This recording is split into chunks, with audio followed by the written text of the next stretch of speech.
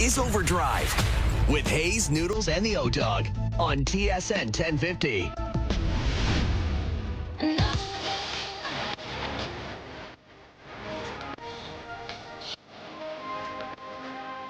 Hour 2 Overdrive continues, powered by FanDuel, bringing you everything from the opening line to the final score. Brian Hayes, the O-Dog, Jeff O'Neill, Jamie Noodles McLennan.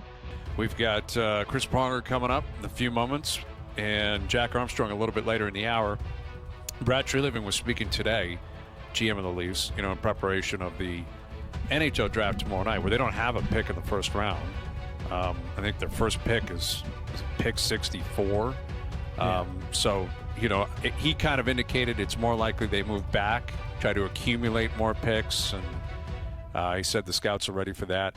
But he was asked about Tavares. And why don't we play this clip? Yeah. Because before you get to the Tavares clip, Hayes, we saw how remember that first Dubas draft, how that worked out? Let's move back and get these 2 picks for that pick. And because the value of it, right? The value of 2 for here. Oh, really? Look at the players that they missed out on. Yeah, it's a gamble. I think the analytics of the draft indicate if you don't have the top 10 or 15, just accumulate as much as you can because it's a crapshoot.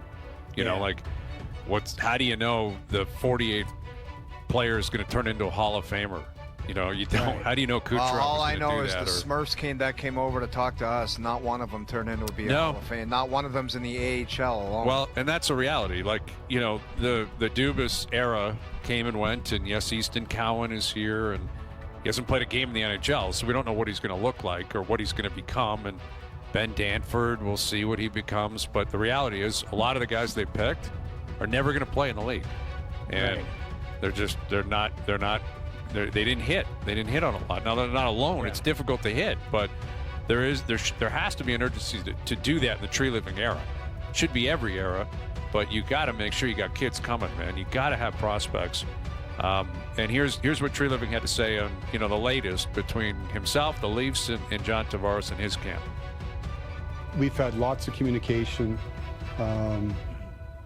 I would say you're always a little bit hesitant to frame it. I'm trying to give as much information as I can. But it's been positive, right? As I think we said at the end of the year, you've got a player who we both expressed a shared outcome, which is John wants to stay and we want to keep John. And like any contract, there's usually just 2 little stumbling blocks, term and money. Once you get by those, usually things flow pretty quick. So we're moving, hopefully in a direction to bring it to closure. My hope is until proven otherwise that we'll have a good outcome there. So, listen, he's putting his cards on the table. I have not heard him say, we want John back. I know John has said he wants to be back. I think that was a roundabout way of saying, something could get done here, but this could turn quickly and he could be gone.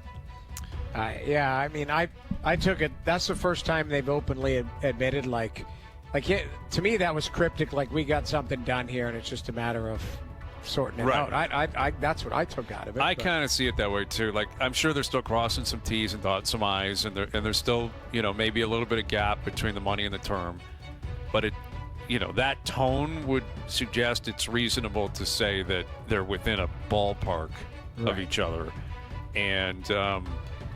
Again, that's what we have heard, that the Leafs wanted to likely keep Tavares, but that's Treliving saying, on the record, we want to keep him. We want him to be here. So, he hasn't said that about Marner that I'm aware of. He doesn't have to because it doesn't matter what he thinks. Marner's going to leave. Marner's a free agent. He's going to hit UFA status and go. But, yeah, that would suggest to me the fact that, John is going to likely return and Matthews will return and Nylander will return. It's not going to be that different, guys. I guess that's what I'm getting to. Yes, Marner's not going to be here, and that's big. And Marner's been a huge part of this market for a decade. Yeah. But that's about it, man. There'll be a couple of changes, and there might be a new player or 2 in, but it's not going to be that different here in Toronto. Well, I hope they just use that money wisely. That's it. Well, yeah. I guess we'll see what they have in store over the next few days. Yeah. All right, joining us here on the Maple Toyota Hotline, here's Hockey Hall of Famer Chris Pronger back on Overdrive. How you doing, Prongs? I'm great, gentlemen. How you doing? Doing well. We're just talking about Brad Treliving, speaking about John Tavares. And we've been talking about him for years and certainly weeks leading up to this. So I'm curious how you evaluate John and what you would project him to look like and play like and how he might produce over the next 3 or 4 years. Well, I think he's never been a great skater. He's a smart player. He's not a burner, so to speak. I look at him, he's Corey Perry-esque in the sense that he's good around the net. He's not afraid to go in and around the net. That's where he scores a lot of his goals.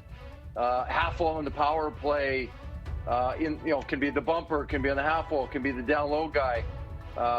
Versatile on the power play. But I think as he continues to age, he's going to be a power play guy. He's going to be a power play specialist, and he's a third line center with his pace that he plays at. Yeah, and watching the finals and watching the playoffs play out, the pace of the game is only going north. It's not going the other direction. And Ron, if you were to assume, like if you, when talking about John Tavares, would you think that his biggest desire or reason to return to Toronto is he likes being a Maple Leaf and all the things that come with it? Or do you think that he has this maniacal, burning desire to finish the job and win a Stanley Cup? To me, he seems like a really quiet guy.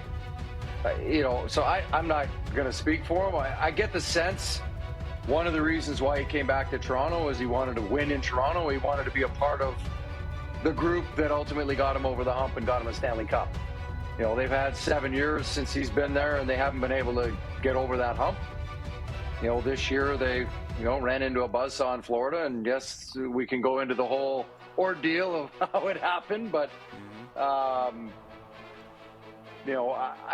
think he's comfortable. Yeah. I don't get the sense that he wants to move. I don't know if that's comfort in the sense that he just doesn't want to uproot his family because he's comfortable living in Toronto and he's from there, or he sees something within the locker room, within the current formation of the team that gives him the comfort that he thinks they can win. Whether he's right or wrong, I don't know. They're obviously, as you guys were just talking about, they're going to lose Marner.